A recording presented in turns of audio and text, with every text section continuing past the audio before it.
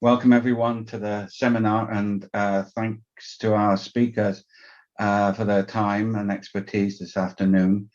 My name is Professor Tony Roskilly from Durham Energy Institute at Durham University.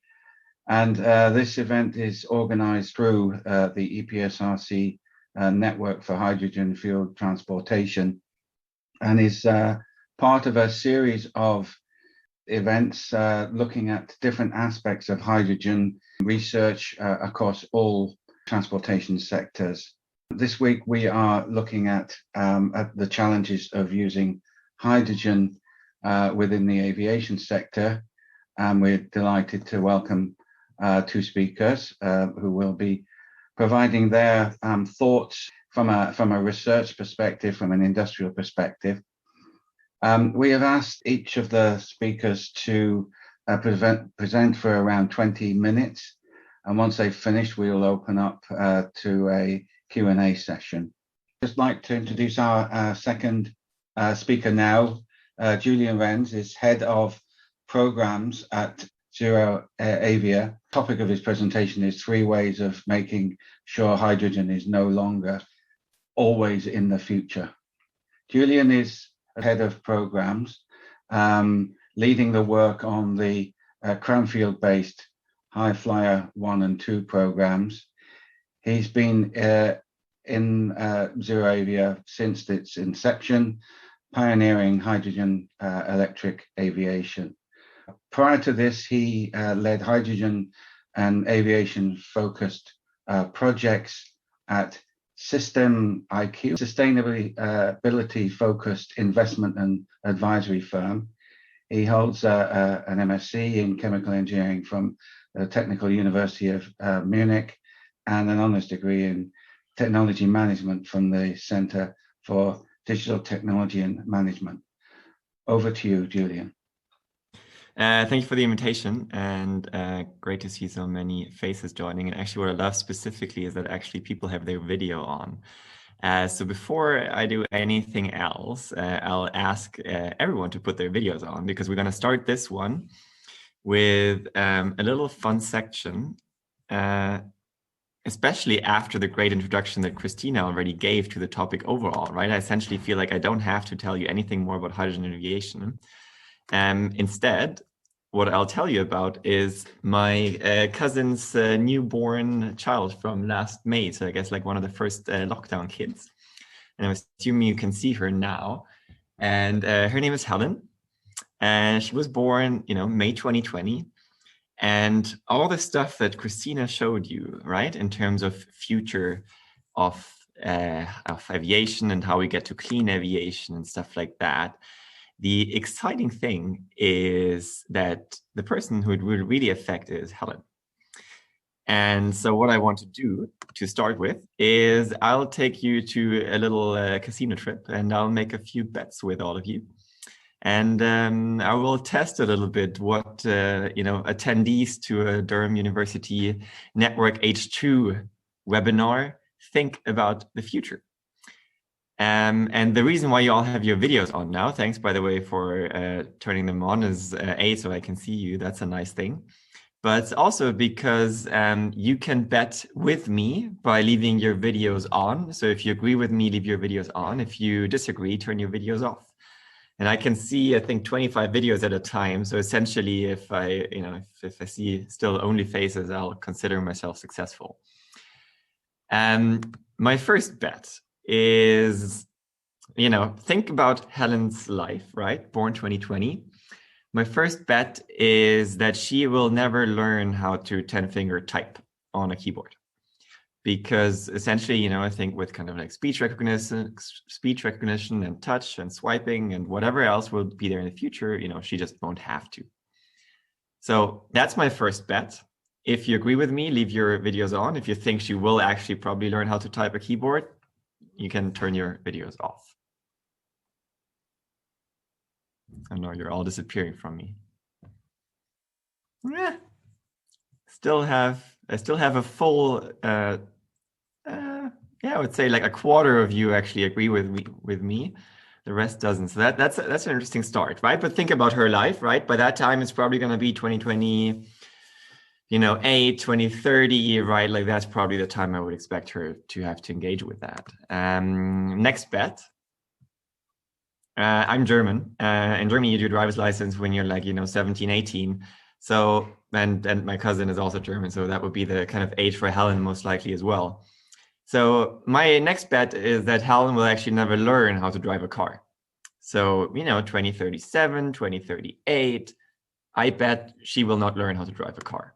If you agree with me, leave your video on. If you disagree with me, you can switch your videos off.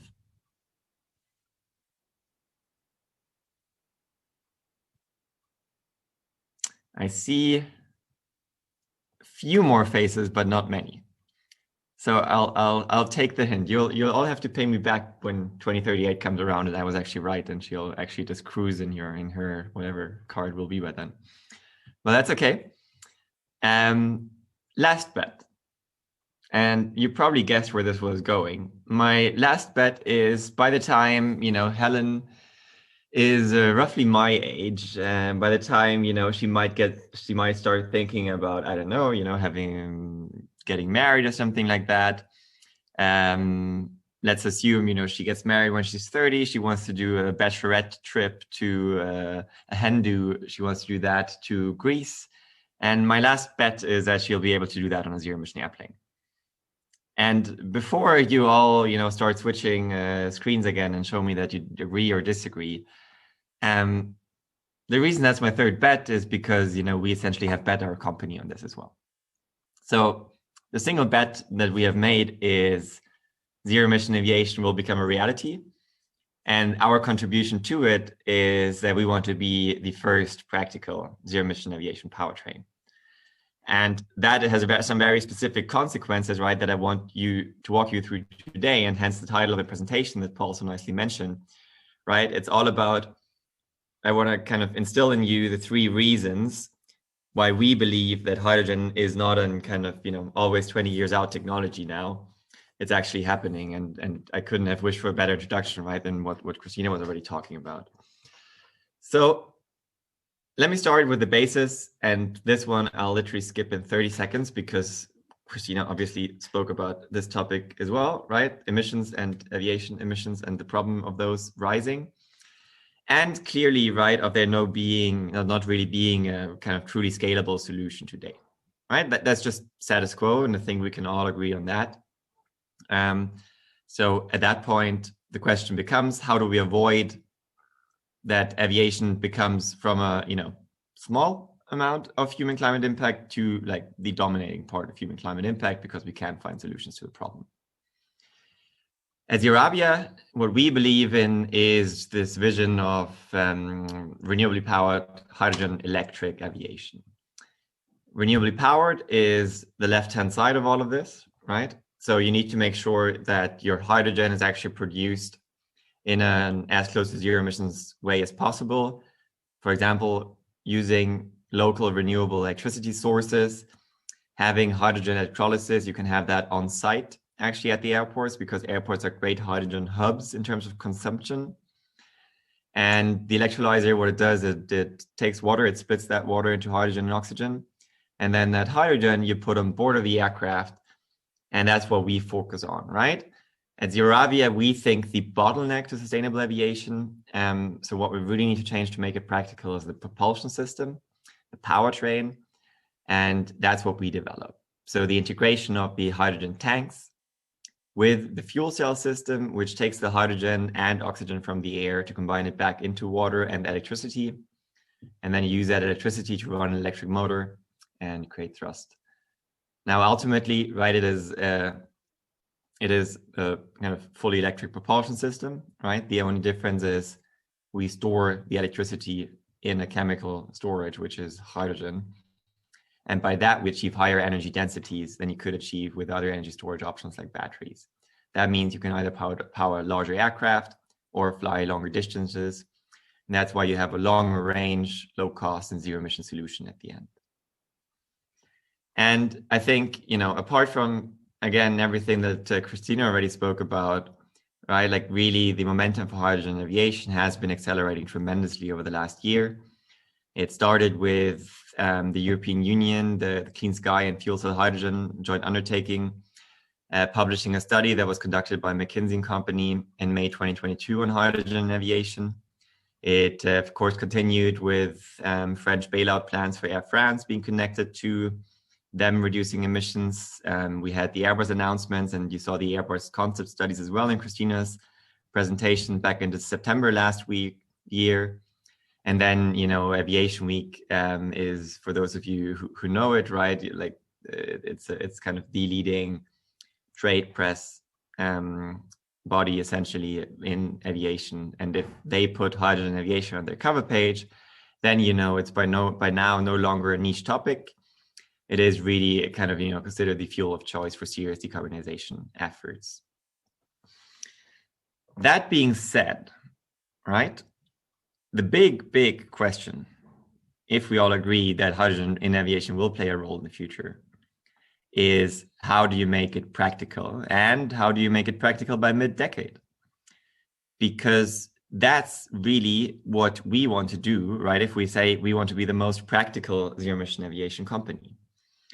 And for us, that is a three-step process, right? And there's these three ways in which we think about it that we think make us different and that we think kind of will help us actually make a change. The first step in this is that we want to inspire people. We want to show them how exciting zero-emission aviation can be. And that's why we want to demonstrate our technology in a commercially meaningful sized aircraft with a commercially meaningful length of flight. So we have that 6-seater here in Cranfield, and we'll talk about that more in a second. But just keep that in mind, right? There's something around inspiration where you inspire, you know, our own employees, where we inspire the public, where we inspire governments, regulators, the industry, hopefully by showing what's possible. All that inspiration is only interesting if you can actually show a path to scale, right? Nobody would be interested in what we're doing if all we did was a 6-seat airplane. So our next step in it is a 10 to 20 seat aircraft. That's part of the High Flyer 2 program that Christina also already mentioned. And of course, from there, right, we absolutely think you can go into the regional turboprops then. So 50, 80 seats, turboprops by, you know, the second half of the decade, and then scale from there. And lastly, you know, inspiring and scaling is really only possible if you had support along you. And that's to do with the supply chain, that's to do with the regulators, that's to do with the financing partners that you bring on board. You have to be more than, you know, one person, more than one company. You really have to build that ecosystem around you to make a change as drastic as moving from jet fuel to hydrogen. So there we go. Now, step one, inspiring. Well, we think we've started to inspire people by flying the world's largest hydrogen electric aircraft. It has completed its maiden flight back in September on hydrogen electric power. Previous to that, it was battery only in June last year. It's the largest hydrogen electric aircraft in the world, and it's flying out of Cranfield here, where I am actually at the moment. And that was really fun, and that was really great. And because it was so great, I also brought you a short video clip that I'm hoping is going to work.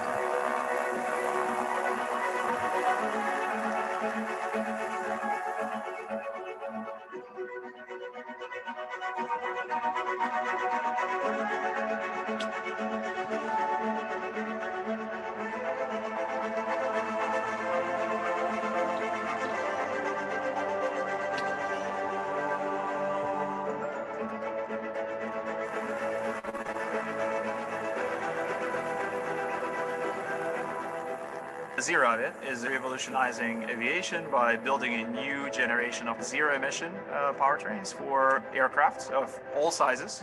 So we're hoping to become one of the major engine manufacturers for the new sustainable aviation.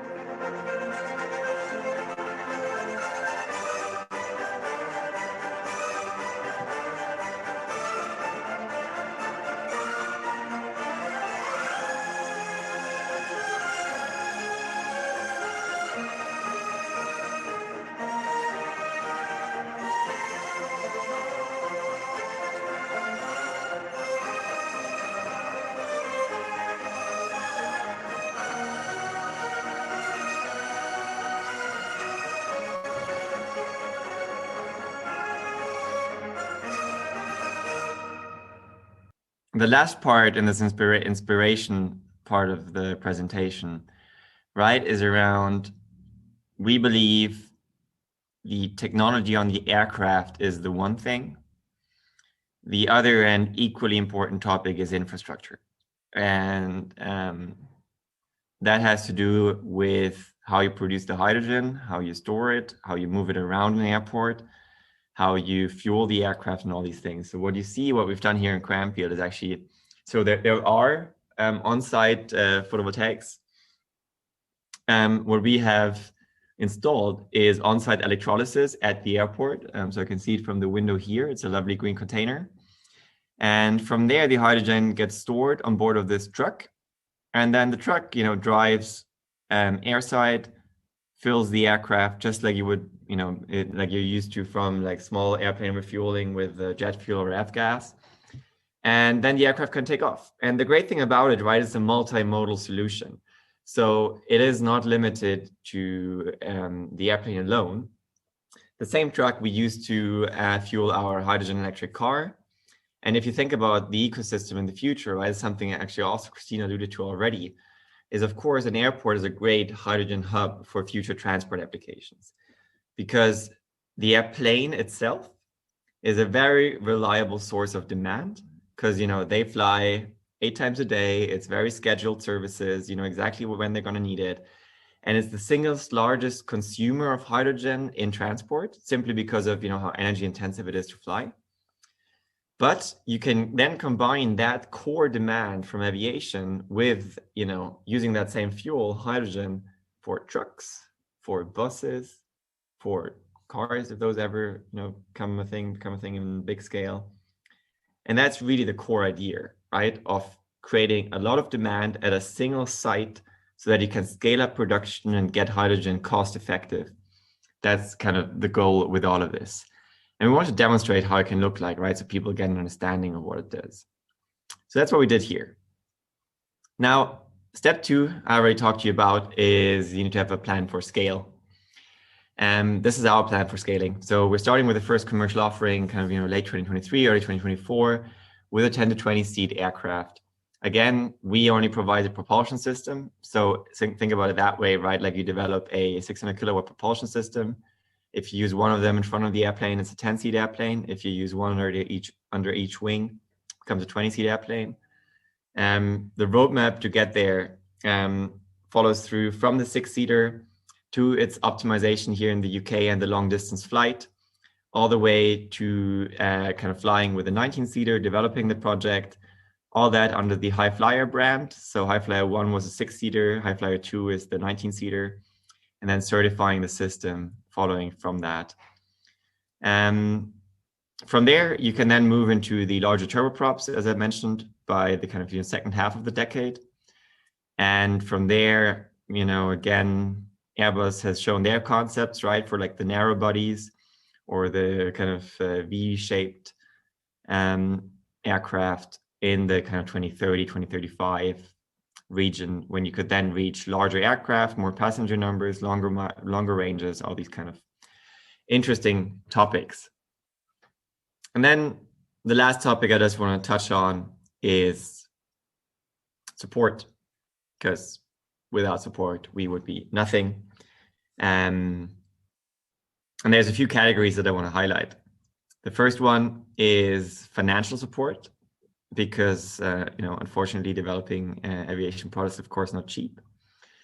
And we have announced our Series A back in December last year, where we announced that Breakthrough Energy Ventures is one of our lead investors, and Ecosystem Integrity Fund is the other one. Breakthrough Energy Ventures, of course, being backed by Bill Gates, being, as I mentioned, one of our leads. We also have Amazon Climate Pledge Fund on board. We have Shell Ventures on board. So, people who know about, flying airplanes, people who know about doing hydrogen infrastructure. And the great thing with those backers is that, if we hit our milestones, then there is enough financial resource behind us now to see us through to certification. The second important area of partnerships is, of course, airlines.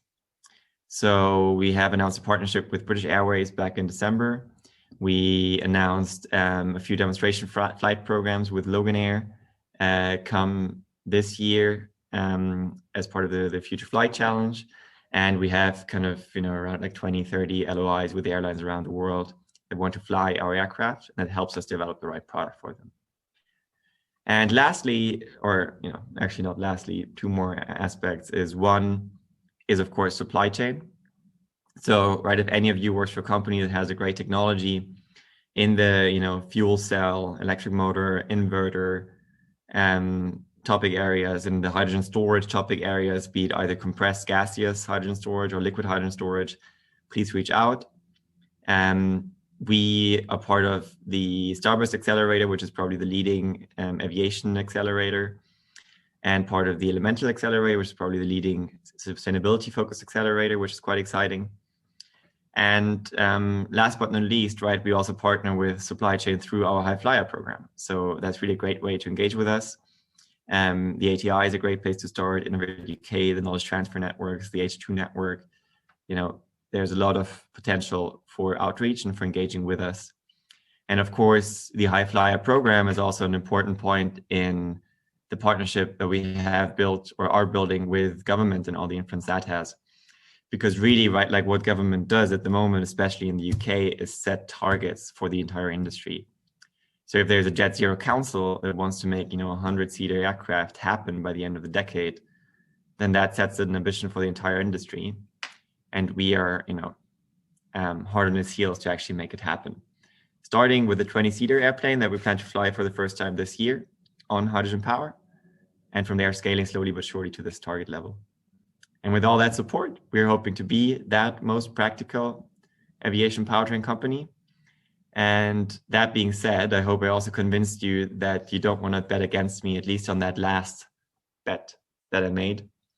And I'll say thank you here. My email is here, otherwise you can also get through Jackie. Okay, thanks, Julian. Again, a very interesting presentation.